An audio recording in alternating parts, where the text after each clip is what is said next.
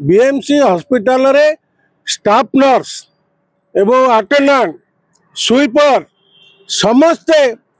95 मसीहा पूर्व अच्छी कर्म कहार 8 वर्ष चाकरी अच्छी कहार 9 वर्ष चाकरी अच्छी से माने रिटायर्ड हेले पेंशन रु वंचित हेबे आज पर्यंत से फुल स्केल रे दरकार सरकार दरमा देले नहीं कि रेगुलर कले नहीं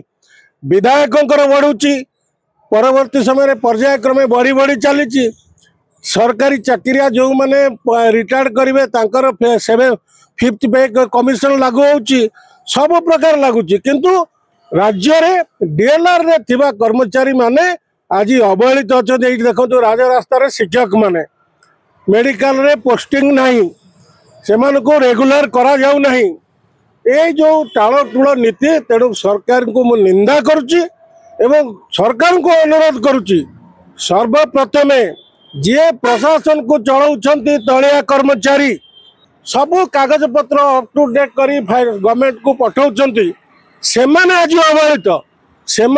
दरमा नहीं किए 11,000 किए 12,000 किए 14,000 आज भुवनेश्वर रे गोटे जदि डीएलआर कर्मचारी रोचे घर भड़ा होची 10,000 ता परिवार बंचिबो किपरि